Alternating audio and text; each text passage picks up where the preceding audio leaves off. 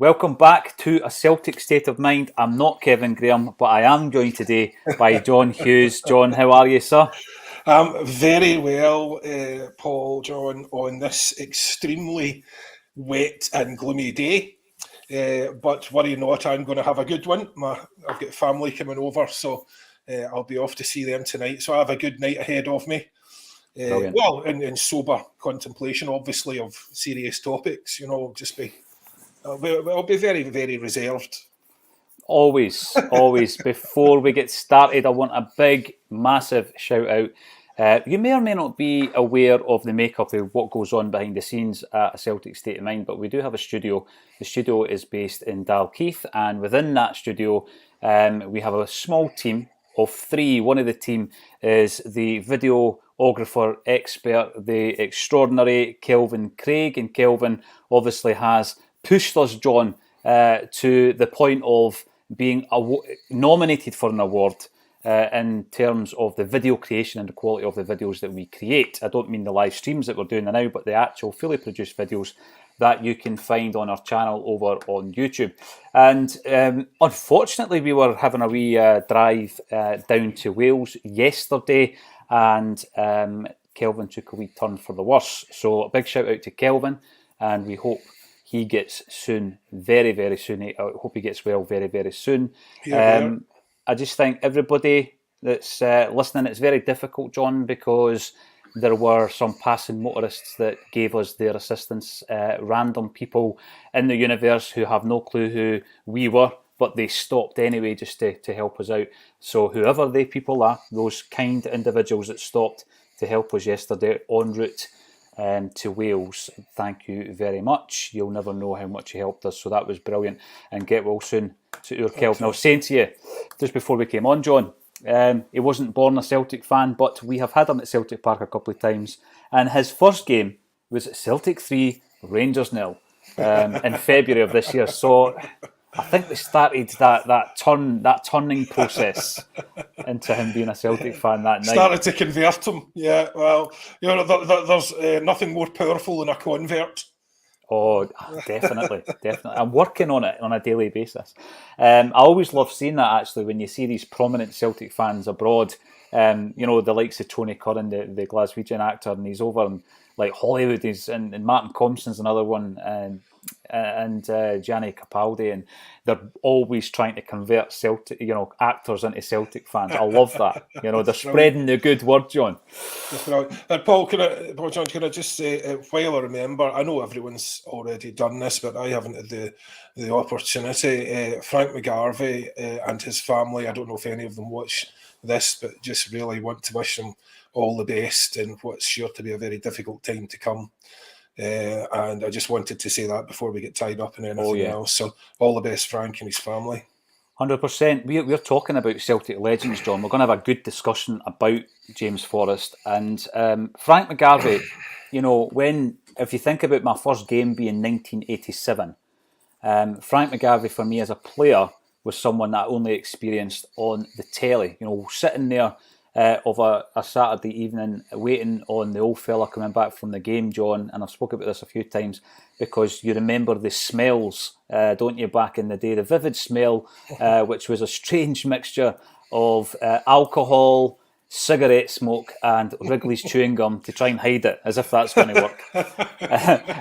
and watching the games and being aware of McGarvey, and my old man was at the 85 Cup final. He always reminds me he lost an Adidas Samba during the celebrations of Frank's goal that day. And then you fast forward and various things you're doing, John, you come into contact with people and it's a bit surreal. It still is to this day. It's a surreal experience. And Frank and I have done a few events together, a few live events. But of course, he was also the manager of the Celtic Greats team, the charity team that Acsom sponsors. And he was a barrel of laughs, always getting on to me about my fitness and my weight.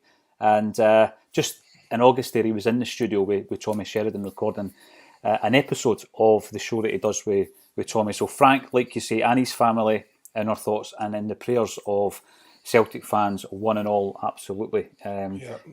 Keep fighting, Frank. Keep fighting. It was emotional, wasn't it? Seeing him on the park at the weekend, and then the interview that followed as well on Celtic TV, John. Yeah, no, it's difficult stuff.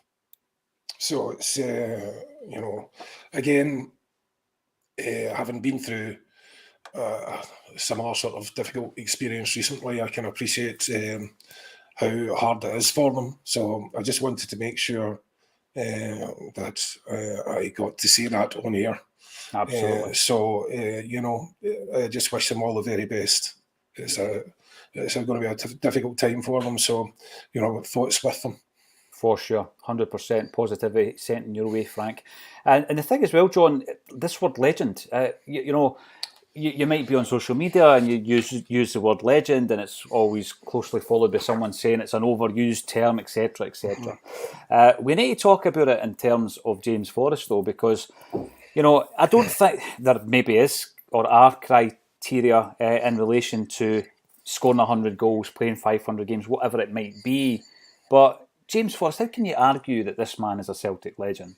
He is in my eyes.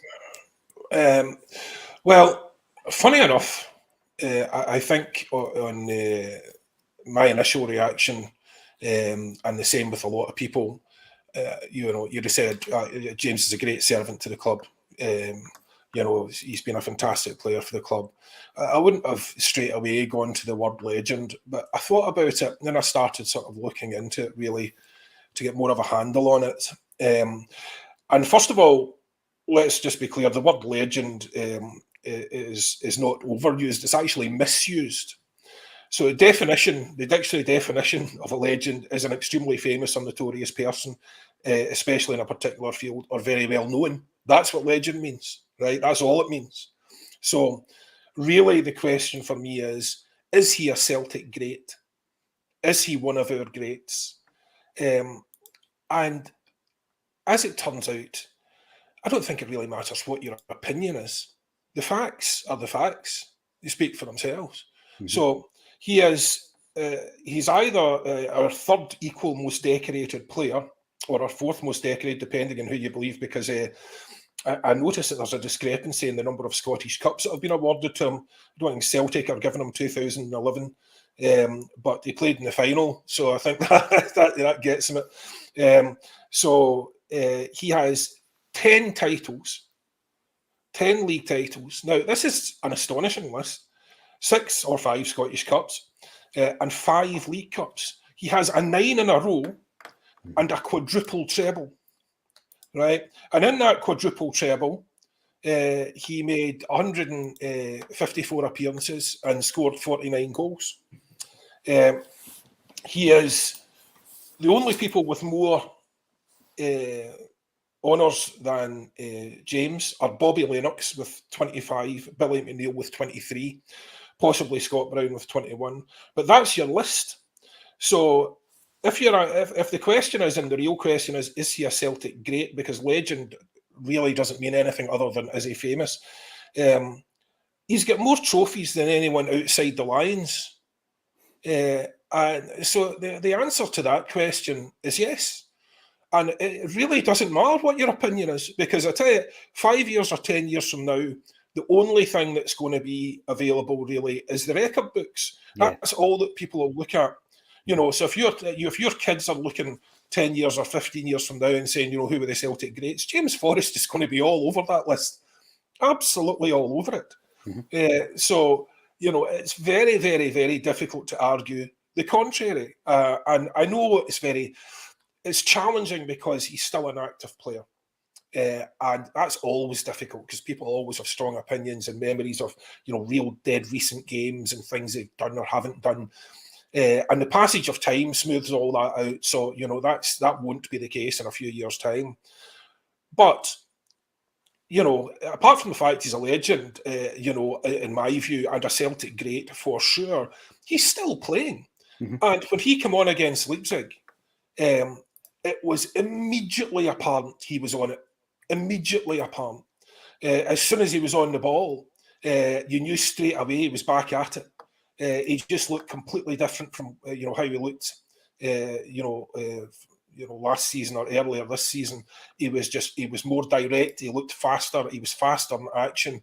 He was his movement was excellent, and it was great to see. And when they appeared, I wasn't surprised to see his name on the team sheet at the weekend, because he had played well, and it was apparent he's in form, and he is in form. And oh boy, how is he in form? That was just brilliant. And that, honestly, I mean, that's if someone had to do a statue of James Forrest, it would be the finish on that first goal, that starfish, finish that he does, when he's tapping in the balls at the back. Yeah. And that would be his. That would be his statue, and I know he had a fantastic game. Now, there's a lot of reasons for that, but we'll come back to the game later. But essentially, is James Forrest a great? There is no dispute. There is no argument. And I'm afraid it's very much back to that point. You can have your own opinion, but you can't have your own facts. And the facts are what they are. He is one of the most decorated players in our history. And if that does not qualify him as a great, I'm afraid I've no idea what does. The other thing as well, John, I always look at a player's career, and I look at the managers that the individual has played under, because you do get certain managers who favour certain types of player. And you look through the record books from him getting his debut at 17. He's now played, and this is his 14th season. And all the managers from Neil Lennon to the present day with Ange Postecoglou and everybody in between. And you're able to prove yourself to each individual manager.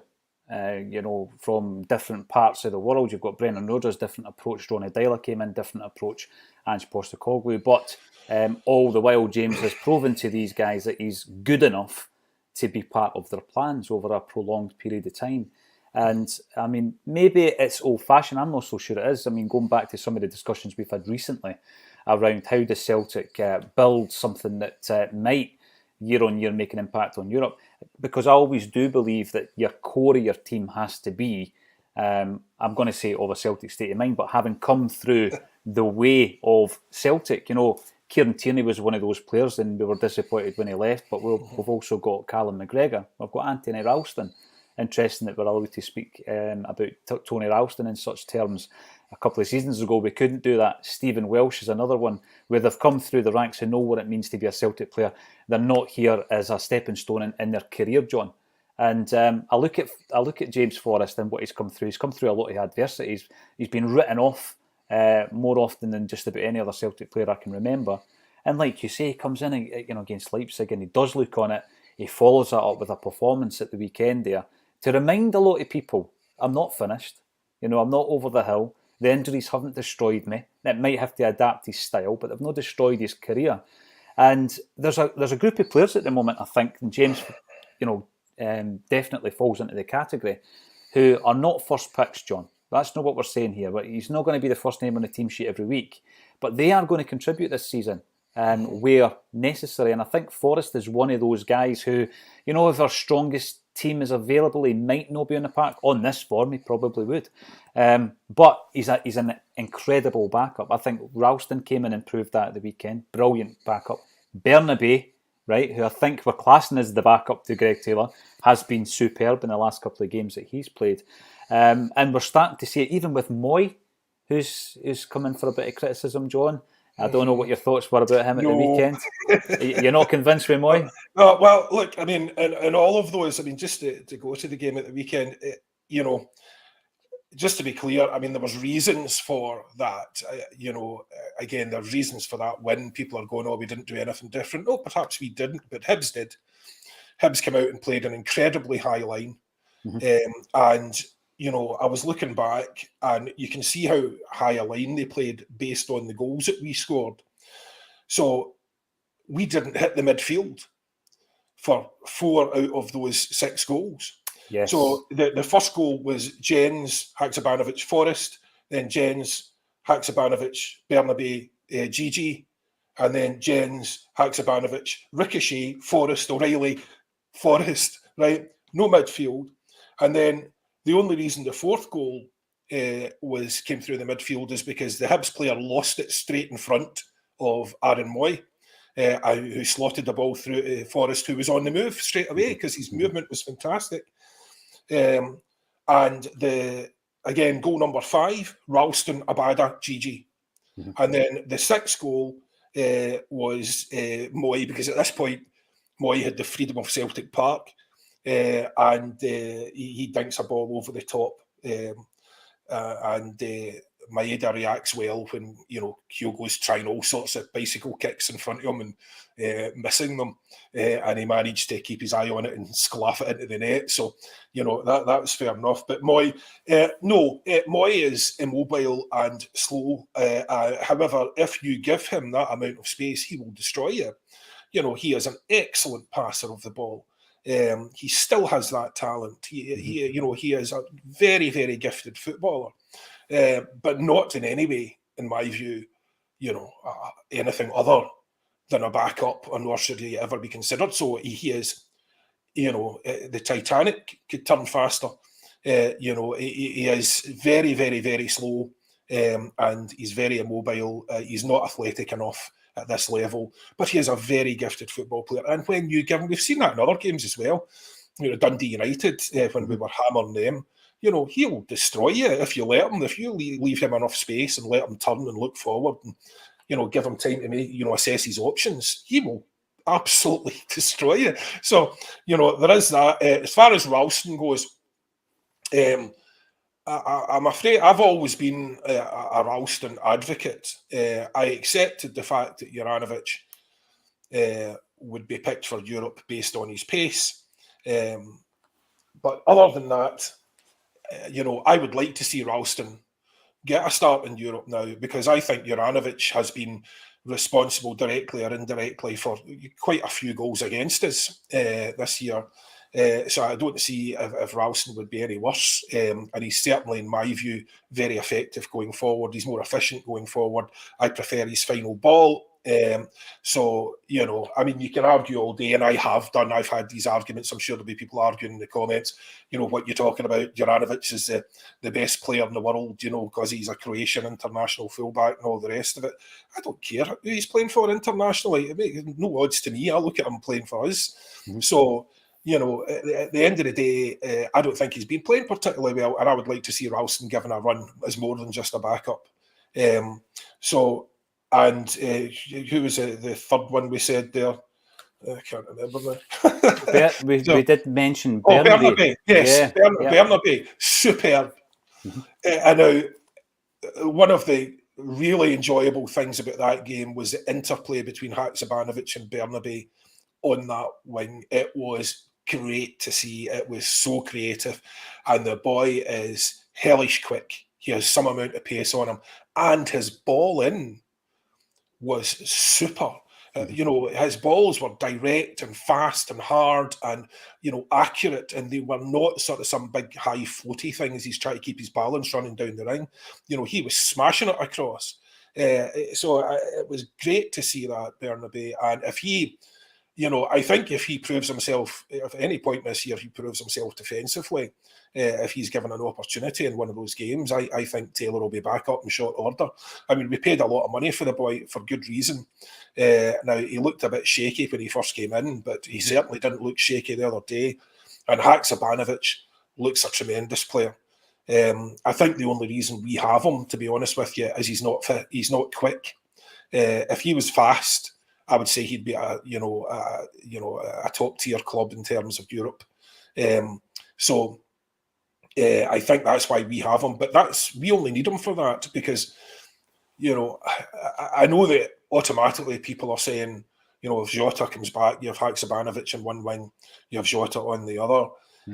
I don't know. I mean, if you have the likes of James Forrest playing well, I would love to see the interplay between Haksabanovic and Jota. If Haksabanovic is playing in the 10 role, the sort of tip of the midfield as he did before, the interplay between him and Jota and potentially Bernabei, that is that's some mouth-watering stuff. I would It's love a to see frightening that. prospect. Yeah, I would absolutely love to see that, because the pace, the skill, all of those things, that added quality that you need to break down teams that are packed in defence. Now, it's easy to sit here and laud them because Hibs played a ludicrously high line.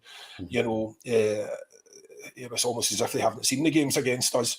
Now, that said, we slag people for coming to Celtic Park and, digging in. But, I mean, if I was the manager, I'd be digging in. But, fair play to him for trying to play football. But it was a very high line and it was easily defeated.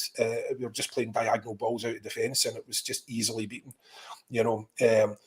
and that diagonal ball, actually, that Leipzig game, I just remember, myself and my mate were at the game and we were just standing there going, Carter Vickers, he never played that ball. And neither did Jens. He never played that diagonal ball, and it was on loads of times. Anyway, separate story.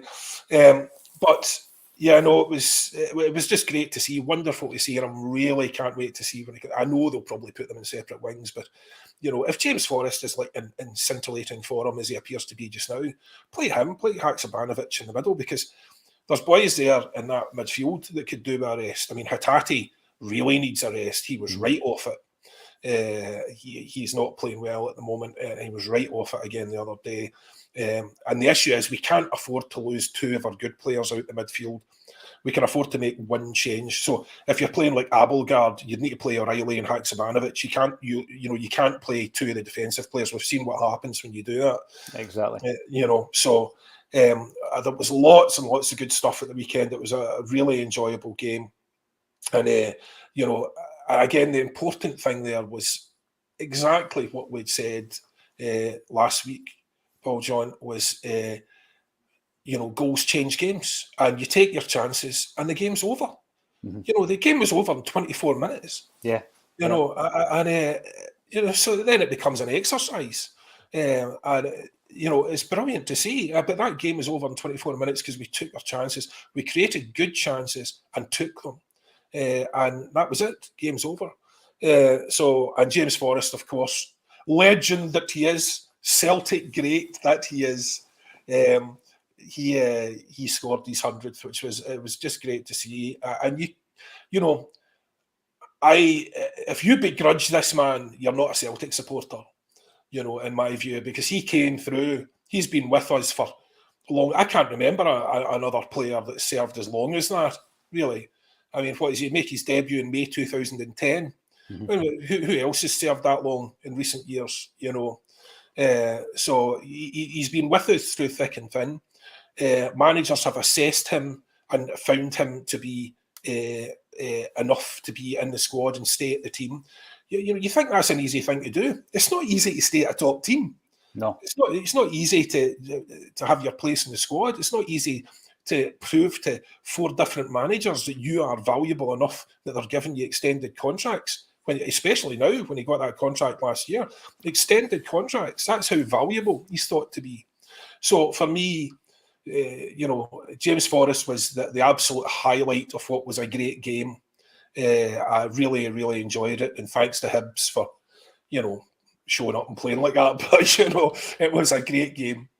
It was. You're mentioning there a few things that I want to pick up on. Firstly, with regards to James Forrest, I remember when he was given that contract, there was a lot of people who, were coming into the comments and saying it shouldn't happen. Some people on Acsom, some of the contributors on Acsom, didn't think he should have been given it, that his career was over. And I think that what we always need to remember, and it's difficult at times because we're emotionally attached to everything that goes right and wrong with Celtic, is Ange Postecoglou has seen a guy like James Forrest every single day, and he knows what the boy's capable of, and he knows he's not finished. And I think performances like that at the weekend show and prove that to be the case. How long can it go on? Can I just say on that point, I don't mind the fact that people said that last year because he was really poor. He wasn't playing well last year, and he was off form. So I don't mind that. But I hate this confirmation bias. I watched a commenter after the Leipzig game saying, "Oh, he's finished. He's garbage. He offers us nothing." What were you watching? You're so determined to make that point. You're not watching what he's doing. You're not watching the game. It's pure confirmation bias. The same thing you used to have with Alston. It didn't matter what he did. He could have come on, he could have been scoring hat-tricks, juggling while he was doing it, and people would have still said, absolute garbage, never good enough. So I hate that. I don't mind people saying, look, he's been playing poorly consistently. I can't understand why he's getting this contract. That's a fair comment. But, to make that comment when he comes on against Leipzig, and plays really well, and then you've gone, oh, he's finished, he offers nothing. I can't accept that. That is poor. That is poor. And I think people need to just pay a bit more attention to what's happening in front of them and stop being so absolutely dug in with their opinions. Mm-hmm. Change your opinion based on the performance. Looking at the performance, so you mentioned, you quite rightly mentioned that the cross-field pass was very effective. I mean, the amount of success we got from that Jens to Haksabanovic pass was unreal. But again, in the last few weeks, we've been talking about the fact that I think since Carter Vickers was out the side, what we've seen a lot more of is the pass to the inverted fullbacks. We were never missing them out, John. And, the defence, as a result of that, were never really on their back foot. We couldn't open it up. And it was frustrating because you know how good now that Jens is good at doing it, but he wasn't doing it without Carter Vickers being beside him.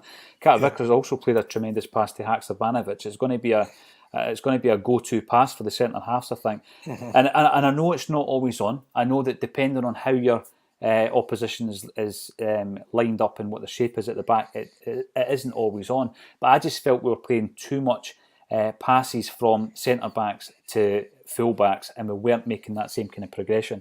I mean, we were cutting through them like a hot knife through butter as a result of that. Haksabanovic, though, there was a wee comment there I seen yesterday from Ange where he was talking about the slow burners, and he was referring to Haksabanovic, he was referring to Bernabe. When you look at like last season, when Ange came in and we really needed every signing to hit the ground running, John. So the first batch of signings come in and Carter Vickers impresses straight away. Kyogo becomes a hero. Yeah, Giacomakis got injured. But then you've got the January transfer window where O'Reilly hits the ground running. Maeda does the same. Hatate does the same.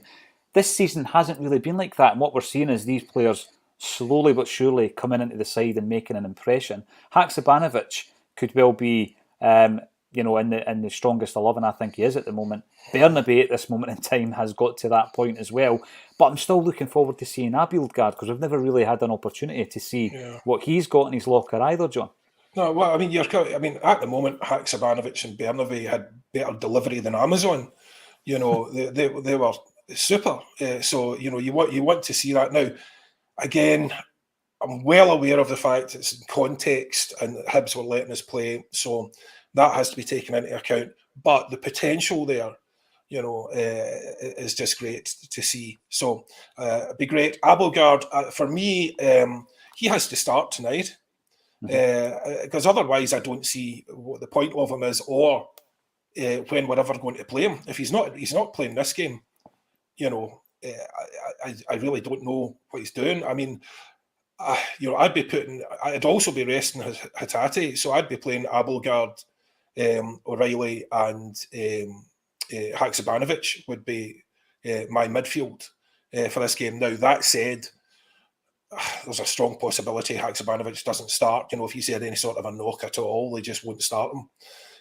But that's what I would do. And then, you would need to go to the wings with your Maeda and Forrest. And I know people will be written at that, because Maeda is getting it tight at the moment, as they say over here. But it's, and understandably so. And that was a shame for the boy, to be fair. I felt for him when he scored that goal. He didn't celebrate at all, the other day. I mean, he knows, and that's the thing about these guys, they know they're not stupid. They know they're not playing well, and they can hear the groans in the crowd and all the rest of it. They're not completely insensitive. So I felt bad for him. He didn't celebrate the goal. Admittedly, it was the sixth goal, so I might have been rubbing it in a wee bit. But, still, he did a good job keeping his eye on it. He got it in. But, I don't think I've ever seen him hit a pure finish, a clear finish. And it's always, he's very scrappy, And Scuffs it. He scuffs you know, it. he was scrappy but effective. And now this year he's just scrappy and has been ineffective. So that's where you start to lose the crowd. But still, you know, I still felt for the boy. You know, he did score a good goal, and it was difficult to keep his eye on that ball coming over the top. But, you know, as I say, with Kyogo, I don't know what he was doing, some sort of very, very rare martial arts he was trying in midair there. I don't know what he was doing, you know, trying to reverse overhead bicycle kick facing the wrong direction. You know, I don't know. He's probably capable, John. He just mistimed it. You know, I do want to talk about another Japanese Celtic great from the past. Yeah. And we're talking about a 6-1 scoreline, but there was also a 7-1 scoreline on this day in 1957 that I want to bring up. Before I do that, there's a few comments coming through. Thanks everybody for getting involved. David Boyle, you're on the YouTube. If you're watching this stream and you enjoy the Acsom stream on a daily basis, and of course for the match days, then get subscribing to the channel, because we do produce content every single day, and of a weekend you are treated to the fully produced content. It takes a wee while longer to pull together. We've got lots of really good stuff coming up. Unfortunately, our videographer is going to be off for a few days recovering from yesterday. So I don't know what's going to happen this weekend, but we'll keep you posted. Get yourself subscribing to the channel. David Boyle, James is already a legend when you think of the big goals he scored for us on the big stage, particularly in Europe. And to come in from the cold with a hat-trick, that's something else. Remember, he scored last season, was it against Livingston? He didn't really celebrate either, John, because he had been under a bit of pressure and the fans had been in his back. So it does affect these players. Sometimes you think about them almost as if it's, you know, whatever you say and do is not going to affect them. It does affect their confidence, doesn't it? Yeah, no, definitely does. Definitely does. And that's what I was saying last week. And by the way, David, completely agree with your comment there. It does affect them. And as I said last week, if you think it doesn't, you're assuming that they're all sociopaths. You're assuming that they don't have any feelings and they're not paying attention. You know, they're not all stupid enough to just be, you know, heads down, not looking at any media, playing video games when they're not playing football, running out onto the pitch and don't care what anyone thinks. You know, a lot of them are intelligent lads, normal people, and who cannot help but be aware of what's going on. You know, and I'm sure all the people out there have got Twitter accounts or social media accounts or something. And when someone slags you on them, you know, it annoys you. You know, you know, it's difficult to sort of, you know, say it doesn't completely. But if it doesn't annoy you in any way at all, then you probably are a sociopath. So you probably need to see about that. You know, but of course it annoys you if people are insulting you. You know, how would it not? So, you know, confidence is so important, but that's the thing. So impressive, as David said there about what James has done. He came into that Leipzig game with nothing. He came on to you know, a really, really important game, and he had no reason, you know, to be feeling confident. You know, he certainly wasn't getting any backing from. You know, I never heard anyone say, "Oh, that man's out, get Forrest on." You know, nobody was. You know, nobody was shouting for James. I mean. And it was just so apparent. It was amazing. It's like someone had wound him up, you know, and sent him out there, you know. And it was just the same the other day. He just, rolling back the years, I think, is the way you would describe it. And it was just so good to see because they go through periods of that. And, you know, to me, that's really uplifting. It's quite inspiring when someone has been down like that, especially a Celtic man. And he's a Celtic man, no matter what anyone says. You know, so at this point, and to me, that's the greatest honour you can bestow on a man. So he's a Celtic man, and he was super, and it was just really uplifting. Really enjoyed seeing it. To come back from the position that he was in, where he was really nowhere, and then to come on and give that performance and look like there's a lot more in the tank. So we'll see how he does against. But I mean, based on that performance, if you'd ask me, James Forrest or Abada, Jamesy every day at the moment, you know, until Abada does something else. Because look at the first goal he scored. That's exactly the kind of goal that Abada has made his name on, just to drift in at the back post. But that's where James has made his name as well. You know, so you know that's the starfish finish. That's it's just wonderful to see. So that's incredible. When you described that, I'm thinking of the amount of times we've seen him doing exactly that. The body shape. Yeah, it's great to see, and so distinctive. And as is his running gait and everything, and everyone sort of laughs about that. But very distinctive, but very effective when he's on form. Very effective when he's on form, and as he was the other day. And the number of times you've seen him score goals that are ricocheting off people because he's not scared to take the shot.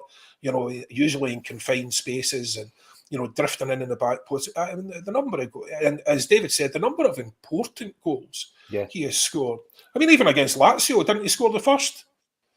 Against Lazio, he scored.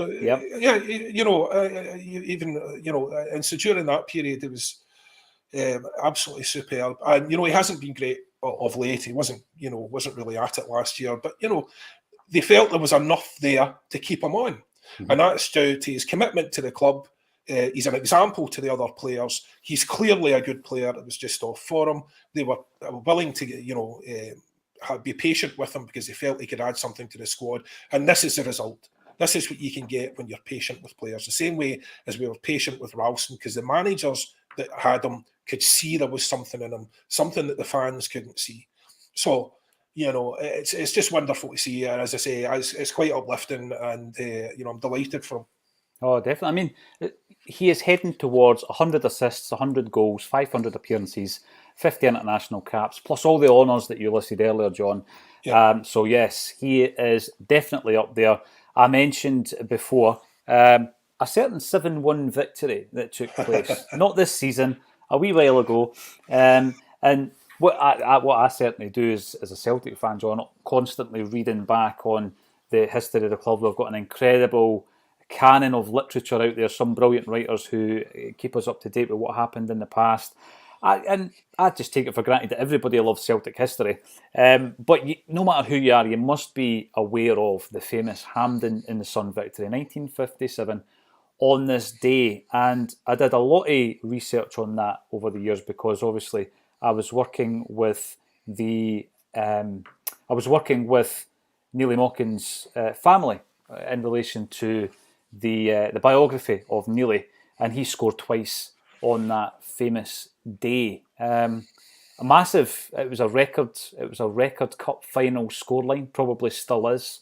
There were songs written about it. Oh, Hampden in the Sun. There's been a great book of the same name written by Pat Woods about that, and I just think it's important to always remember.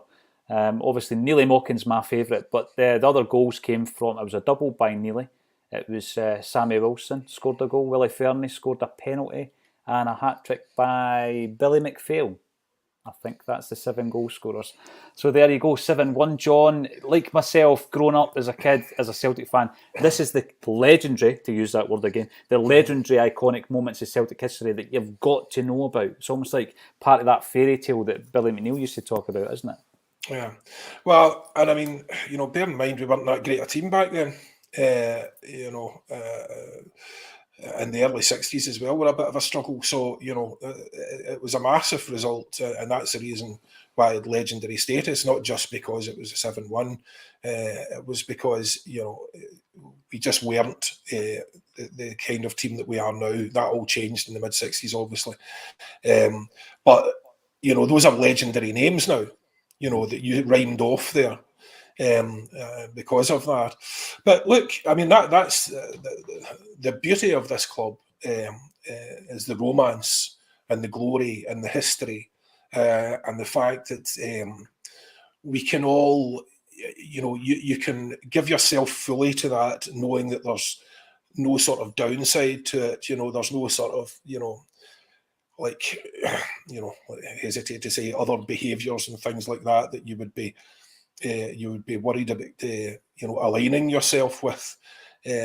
Certainly, in my view, I'm never less than proud to be a Celtic supporter, and I doubt very many people are. And it's a club you can have great pride in because of that. We do have a storied history.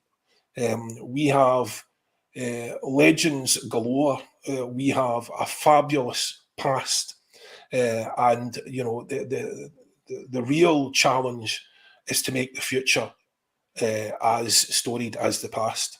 So that's where we are now. We have a lot of work to do that, but I am confident that we can make inroads where we haven't done for the last number of years, despite what's happened this year. You can see change and growth, and incremental as it may be.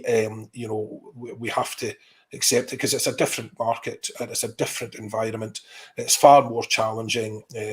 You're never going to have 11 boys from within 30 miles of Celtic Park winning European trophies. So that's all well behind us, but it is a great history to be proud of. And any victory over Rangers at 7-1, I'm happy to discuss at length, Paul John. Absolutely. So feel free to bring it up every podcast. Well, this jersey at that time was the Celtic away shirt, the famous Shamrock jersey, often called the political jersey at the time, never worn under Jock's team. But that was the away jersey. If you want to buy one of them, perfect link. Check the link underneath the video and go to Acsom.net. You can buy yourself one of these Shamrock jerseys.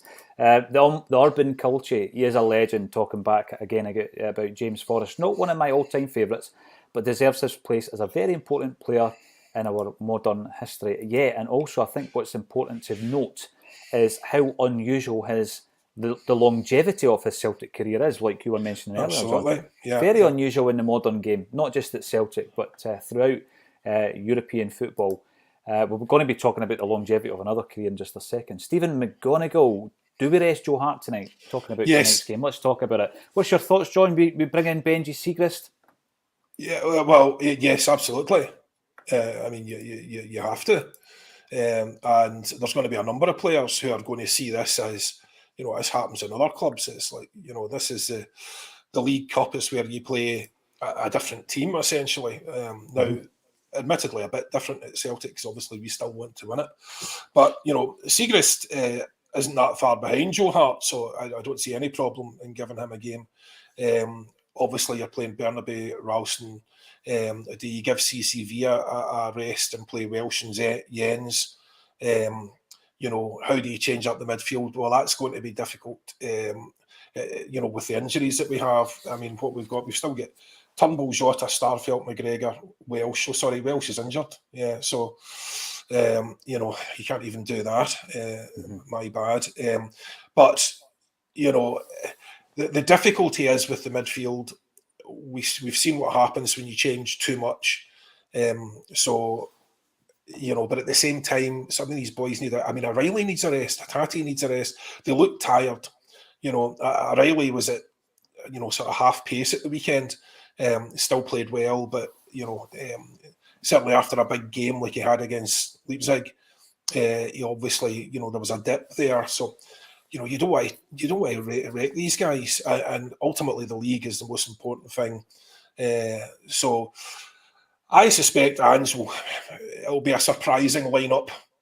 I can't see any way that it won't be a surprising lineup. But because everyone's saying, we'll play much the same team. I mean, the evidence with Ange is that's not really what he does. He uses his squad, and I think he'll use his squad liberally tonight. Definitely will expect to see Forrest starting. Haksabanovic, if he's injured, that's going to be obviously, that's problematic on that wing, but it'll be Maeda almost undoubtedly, and then Giakoumakis, because we don't really have anyone else at the moment. Unless he's trying to play Kyogo into for him. But Giakoumakis, I think, would benefit from this sort of a game against this sort of a team. Who, we didn't exactly thump them a few weeks ago when we played them, so it'll be tight enough. So, if we had some better, the thing about Maeda is if we had some better options, but we don't really at the moment. So. I'd play Forrest, obviously, and GG. So I don't know what midfield he's going to put out. As I say, I would want to see Abelgard just to see if the boy can play, and who else you play in that midfield. You're taking risks by resting players, but you're going to have to rest them at some point. Eventually. No, you're right. You're spot on. I don't claim to have an insight into the mind of Ange, and he's proven me wrong a number of times, just with very surprising decisions on selection. So I'm as interested as everyone watching to see, and I don't claim to to know what that'll be. And I think my opinion on it is relatively not worth much, because we don't know who's injured. Mm-hmm. So if Haksabanovic is not injured, I'd play one team. If he is injured, I'd play another. So it really depends on what the state of the injury situation is. Yeah, and you've reeled off 5 players who could easily start, and they're going to be missing. Paddy, I'm bringing this up because you're talking about Ange. Afternoon to you as well, Paddy. All the full We Never Stop documentaries available to watch on YouTube. The reason I bring that up is it gives you an interesting, intriguing insight into the behind-the-scenes kind of side of Celtic, which we all love, because we see the games, we see the press conferences, but what you love to see, and it shows that football fans generally love to see that kind of fly-on-the-wall documentary style, because it's been such a big hit on Netflix and Amazon Prime, etc. But I think that they've kind of taken that tact, John, and they've given you a wee bit of the behind-the-scenes footage, and we love seeing all that kind of stuff. Whenever something is unearthed, and you think, wow, you're the fly on the wall, that 20-yard stare at Juranovic for asking for the day off. I was just going to say that. Because Ange had specifically said, I'm not giving you the day off. And then he pipes up at the end. Oh my God, the number of times I got the look from teachers back in the day, the absolute death stare. That was hilarious. Brilliant. And the other takeaway from that is the state of Dundee United's dressing room. That would give you, is that deliberate to give people inspired migraines, that bright orange? So. Oh my God. Don't know how you could get changed in there without sunglasses on. It just doesn't end. The floor just blends into the walls. It's something to Charlie Chocolate Factory. That look that Ange gave Juranovic was just perfect. Absolutely. And the thing is that his players were not protecting him. Like, they were just putting him out there. It was you. You're getting it. We're not getting it. There's a basket right under it, son. Absolutely, aye. We were talking about longevity of Celtic careers. There's been a few really interesting discussions with Liam since Liam started contributing from Celtic Down Under, coming on to the Acsom broadcasts, because he is right in the thick of it. He's based in Japan. He's a massive fan of Japanese football. He has got that insight of the exports that, he has seen Kyogo and Maeda and Hatate and Ideguchi and of course Ange Postecoglou performing in Japanese football, and he can give us that kind of backstory, if you like, of these guys. And we've also been talking over the piece, John, about how Celtic have, would I say, failed to capitalise probably on the Japanese market. The presence of Celtic in Japan. And Liam is really frustrated because even things like the big Adidas stores over there don't stock the Celtic jerseys. So what I'm thinking is, this week there's been an announcement. Nakamura, the great Nakamura, who still is playing. He's older than me and he's still playing football at the age of 44. But he is set to retire at the end of the season. It got me thinking, would someone like Nakamura not be a fantastic Japanese ambassador for Celtic Football Club? Because you know what, the guys we've got at the club at the moment may not be here in 5 years, but one of the arguments I keep making is, why haven't we continually tapped into that market since Nakamura left in 2009? It took us until 2021 to sign another Japanese player. Surely there was talent in there, John. We just didn't tap into it. But do you think that would work, having Nakamura linked to the club? First of all, Nakamura retiring at 44. At 44, I was so far gone that the space shuttle couldn't have got me back from the Gregs on the moon. So, fair play for Naka. What a player. Loved watching Naka play. And as an ambassador, absolutely, that's exactly the kind of thing that we should be doing. And obviously, we didn't tap into it because I don't remember how Naka came to us. I know we signed him for $2.5 million. I don't know how he was introduced to us. But the managers around that time, from the point that he has left, haven't really either had or, they haven't had knowledge of that market, which is the first thing that, hobbles you.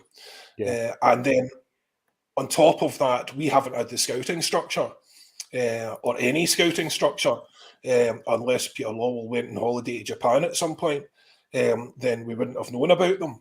So, there's multiple factors as to why we haven't tapped into that market. Obviously, as well, maybe they felt that Japanese players, despite the fact that the success of Nakamura, might not be the right kind of players. Because obviously Nakamura was a very specific kind of player, very, very skillful, all the rest of it. And again, you can remember the arguments from back then. He was shoved out on the wing effectively, and the wrong wing, really, for a player like him. And he played in really Gordon Strachan sides, which were set up to play in a particular kind of way, which didn't favour. He would have done a lot better in this side today, put it that way. And a lot of people felt at the time he was the kind of player you could build your midfield around. But obviously that never came to pass. But look, as an ambassador to the club, as someone to be getting our profile up out there, he is very, very, very famous in Japan. I remember, was it Marinos when he left there a couple of clubs ago? They were talking about how their merchandise would drop off by about 40%. Wow. So, he's a massive player out there. And if we could in any way get him to promote the club and the profile of the club, I think that would be fantastic, because we want these boys. Now, it's one thing to have the players, within the game know it, but you want the kids to know about it. You want them to be, you want kids to be growing up supporting Celtic and are really involved in buying the merch and, going to support teams that have any affiliation and, that sort of thing. It's a very difficult job and it's a huge, huge undertaking. But Nakamura as ambassador, great idea. Happy days. Let's get that deal done. Get it done for anyone who's tuning in from Celtic Football Club. Come on, get your ideas from Acsom, definitely. John Francis, it did look like Forrest would struggle to get a game, but he has shown when fit that he can very much contribute. He's an all-round better player, says John, than Abada and Maeda, and a lot more clinical than Jota. That word clinical, we used that quite a bit for a few weeks there, and it seems as though we were able to be more clinical at the weekend, and hopefully that continues. Lanky67 often comes in on the chat, so welcome to the show. Wee Jamesy has still got another 2 or 3 years in him, in my opinion, and if that is the case, 2 or 3 years, would that get him what he needs? I think Scott Brown ended up with 616 appearances for Celtic, so I don't quite think Jamesy, when you look at his average over the last 4 or 5 years, would get there, but he'd certainly hit 500, and Brian Watt wasn't really surprised when Jamesy was offered an extension. Was probably more the length of the deal. Yeah, totally get that. It was quite a lengthy extension he got as well. That's a fair comment. Yep, aye, definitely. I want to bring up a wee bit of tech. The first part of tech is the thing that will revolutionise Scottish football, and that is the video assistant referees, which they're going to be introduced on Friday. Our first game against the Jambos. Who's on the VAR, John? Have you checked? I have checked. I believe it's a gentleman known in my house as Stephen, my guide dog wears brogues, McLean. That's the one. Which is so comforting to have a man of that expertise, overseeing this new tech that's coming in. Undoubtedly, it'll be a huge success with people like him at the helm. For instance, it would change everything. So Stephen can rest easy, because that decision, that unbelievable decision to penalise Bernabe, at the end there when Ryan Porteous, because again, he was like, young Bambi who being hunted and shot, just falls over, legs and arms flailing everywhere. I don't know what he's like, that boy. I think he probably gets applauded at training when he can stand up more than a few minutes. Anyway, that decision, which was one of the most baffling, shocking decisions from a ref, it was just, I don't know what he was looking at. There is no conceivable reason for that. Well, I did give a reason on Twitter, but I'm not going to repeat it here. But there's no conceivable reason for that, right? So, but the thing about it is, VAR wouldn't change that, because he blew up as soon as Bernabei touched the ball, basically as soon as he went to cross the ball, because obviously there was a real danger of a 7-1, which is unacceptable. If he'd let it play, if he hadn't blown the whistle, and that could have been pulled back, it could have been checked with VAR. But it's not going to stop terrible refereeing decisions, unless they're in the line of what is it? It's the only things that will be checked. So you're looking at red cards, mistaken identity, goals, and penalty area incidents, and only if the official wants to check something. So it's not going to stop people like Stephen McLean and their appalling refereeing decisions, and us getting guys pulled back, which should be yellow cards given and nothing given, and that sort of inconsistency. It's not going to change all those wee fouls he lets people get away with in the middle of games, and then penalises us on the other side. I had it down in my notes. I think 10 minutes into the game, the referee having a shocker. And it's not. Unfortunately, we're not going to be able to rule out guys like that. What we will get is occasional accurate decisions. And hopefully they just stick with the red cards mistakenly. But the one thing I heard the other day was, do you know how many cameras the English have on a game, Paul John? How many? So they have 33 cameras, 4 slow motion cameras and 4 ultra high definition slow motion cameras. Guess how many we've got? Oh dear, it'll probably be, I don't know, a CCTV camera behind a 5-star stand or something. We're going to have 6 whole cameras as opposed to their 33. So that is basically what the broadcaster has. You might as well take the TV footage. So look, we're already we're not even into this thing, and we're half-assing it already. If you're going to bring it in, do it properly. Otherwise, don't bring it in.